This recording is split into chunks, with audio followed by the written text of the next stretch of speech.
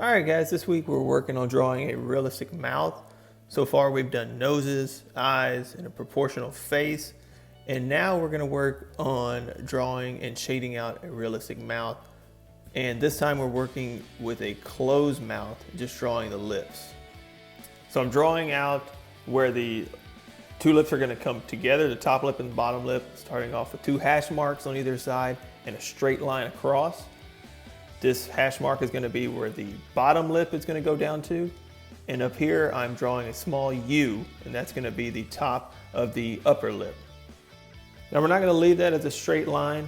We're going to shape it out. We're going to make it look like a flattened out M.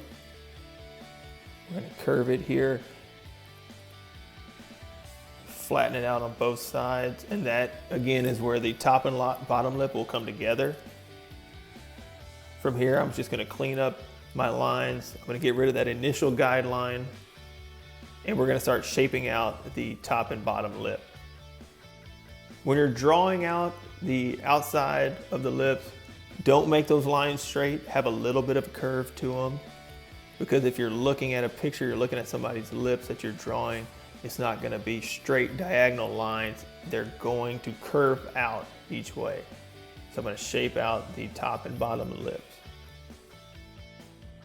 So now that I have my lips drawn out, I'm going to clean up my lines, going to make sure my guidelines aren't there anymore that I started with. And I'm going to darken out the corners of the lip and the middle where the two lips come together, the top and bottom lip. I'm going to darken that out as well. And I'm going to darken out the very bottom of the bottom lip where it would recede back towards the face. So just like in all the other tutorials, whenever you darken something in, you want to blend out those edges. We're not going to want to see any type of outline when everything's said and done. We're going to get that realistic feel by smoothing out what we darken and adding some nice shading. I'm going to go in and start darkening and putting some value in the top and bottom lips.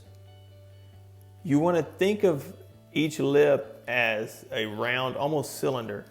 And when you're shading those out, you want to see it go gradually from dark to light and then dark again.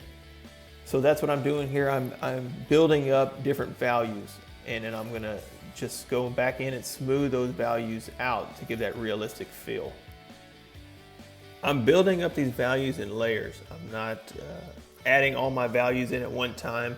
You want to gradually build up those darks so you can compare them to whatever reference you're looking at. If you're looking at a mirror and drawing a mouth, or looking at a photograph and drawing a mouth, to get that realistic look, you need to build these values up in layers. And remember, every time there's a change of direction, there needs to be a change of value. You need to keep building up these darks.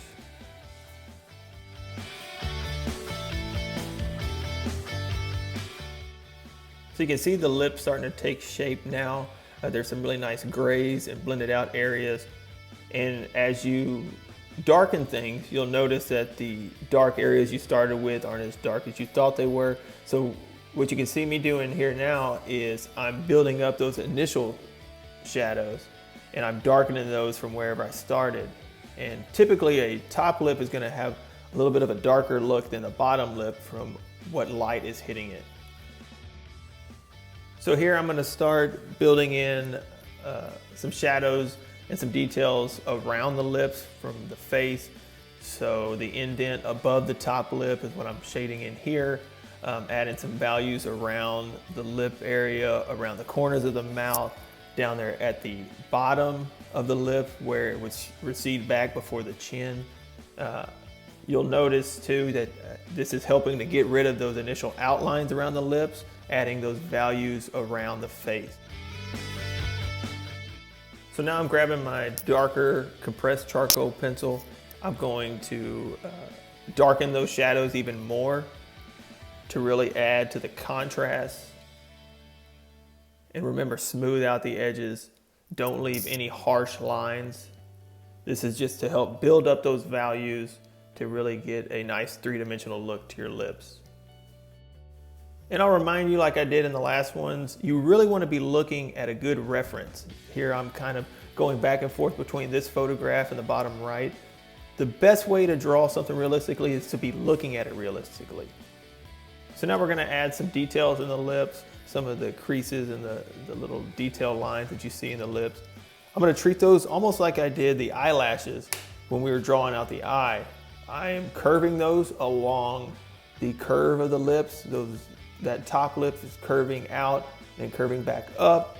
So that's the same direction I'm curving those lines. You don't want to make these lines straight. You want them to follow the curvature of the lips themselves. If you can make them just straight down or straight up, it will not look realistic. It'll flatten those lips out. It won't have that round feel to it.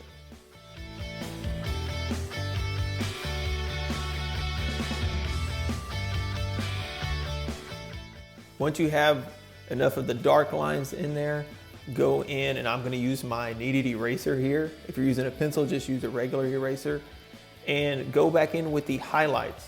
So I'm going around those dark lines I just made. I'm erasing away some highlights, smoothing them out with my finger, and adding highlights next to the dark that I just did. Here's where you want to look at either the mirror or the reference so you can see where those highlights are, so you can hit them accurately and get that feeling of light hitting the lips.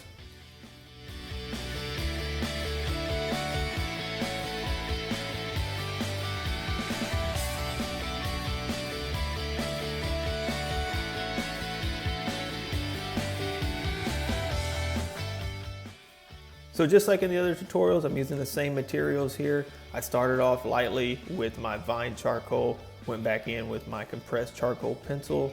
That's where you get the really dark shadows with. And I'm using the kneaded eraser, probably even more so with this tutorial with the mouth, to really erase away some good highlighted areas. That's the best technique to use with the highlights, is to erase away those initial values to get a good feeling of light.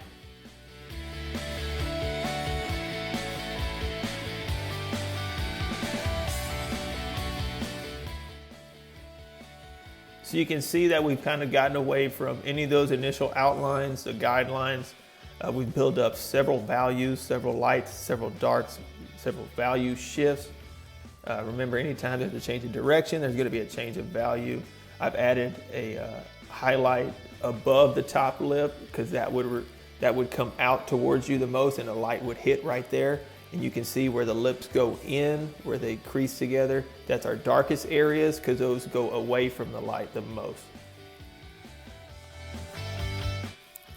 So use these techniques when you're drawing the mouth, build up the values, keep blending out, keep adding details, keep adding highlights to get that realistic look.